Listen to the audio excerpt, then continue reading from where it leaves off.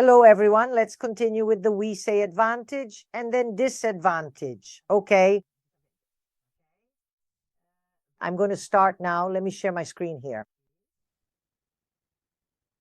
And let's get started with our lesson, okay? Let's start with the structure, obviously, all right? Here, the structure of advantage. So I'm going to give you a very quick overview, all right? You have to follow the structure. If you don't follow the structure, there's no way, okay? And you'll see down here. I'm going to put my website, kikacabalazo.com, down below. And you can access kikacabalazo.com or right here below as well. I'll also provide some PDFs for you to consult. So the structure is right here. Don't forget about the book. There are books for sale. I'm following along with the book on Amazon. It's really cheap. If I'm not mistaken, how much does it cost? $10, $11. And it's worth it. It's worth it because it's a step-by-step guide. So let's go. Introduction. The introduction. First, we have to paraphrase, basically restate it.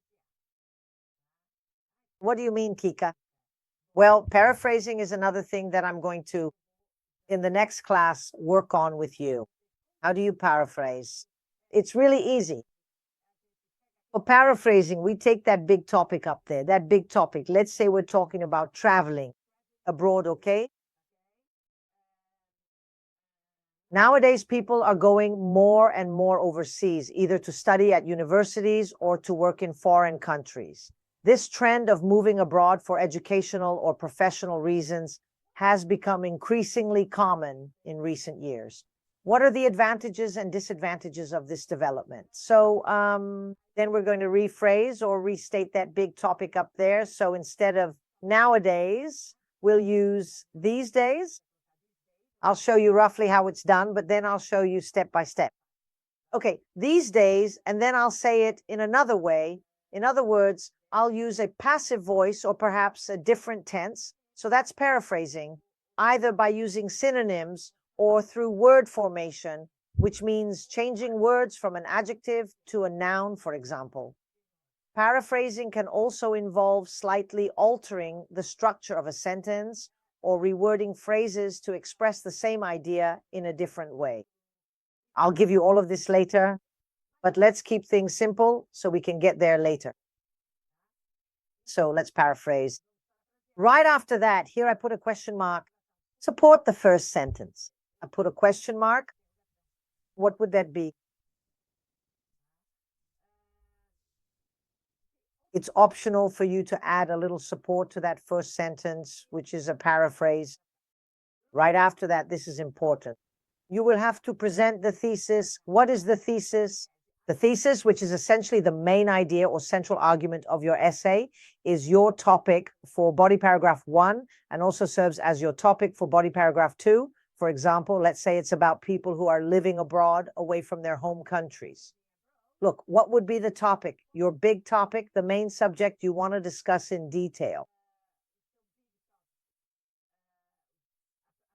Because you're going to start with an advantage and right after that, a disadvantage. What would your advantage be, your topic? I would say that everyone is going to say something like, oh, learning a new language. Everyone is going to say, make new friends. Everyone is going to say that. All of these are examples. We will have to give examples. If you put that, you won't be able to exemplify. So we need to carefully pick a topic, a significant advantage, one that essentially covers all of that. Let's put it this way. Open minds or broadened horizons. That's an advantage. And a disadvantage? I would put missing family. So let's go. We already have an advantage and a disadvantage. So in this thesis, you're going to put one advantage and one disadvantage without repeating. So you have to think of two advantages that are synonyms. One advantage and a synonym. One disadvantage and a synonym. Did you get it? No repetitions. Okay. And right after that, you will present your Isai. It's important to present the Isai.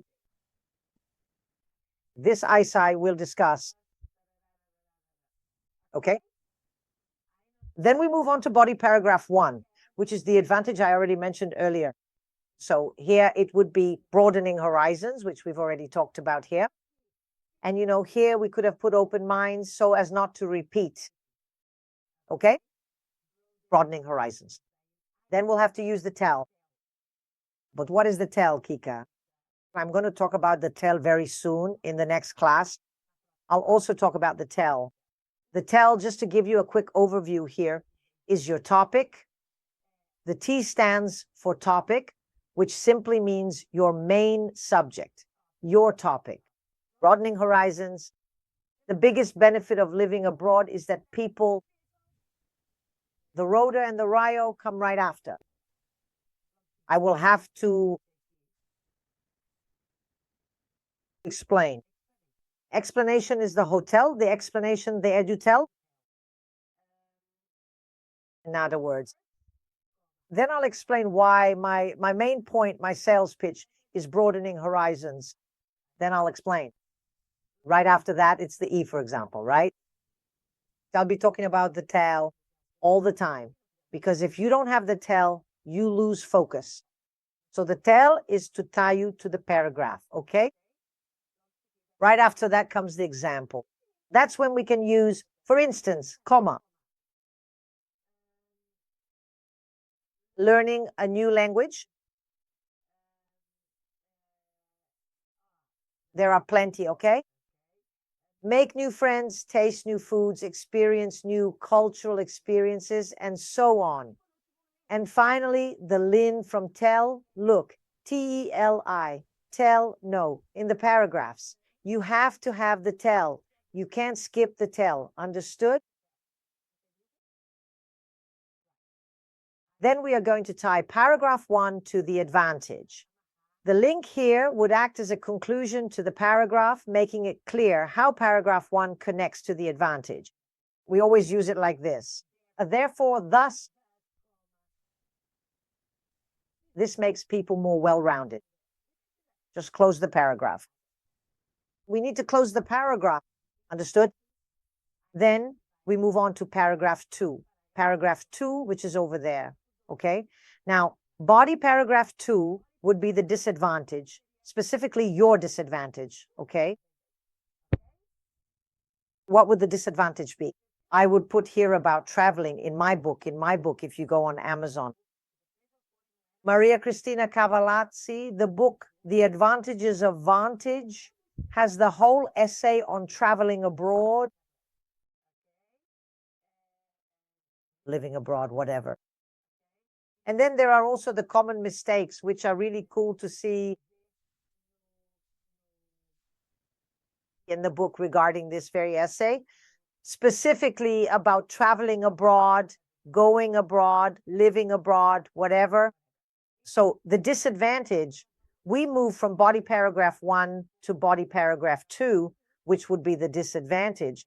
I've already mentioned it above. I can't repeat it. It's miss family. And up there, you have to say it in other words, but we already know that our disadvantage is missing family. Okay? And then, in other words, I'm sorry, not in other words, on the other hand,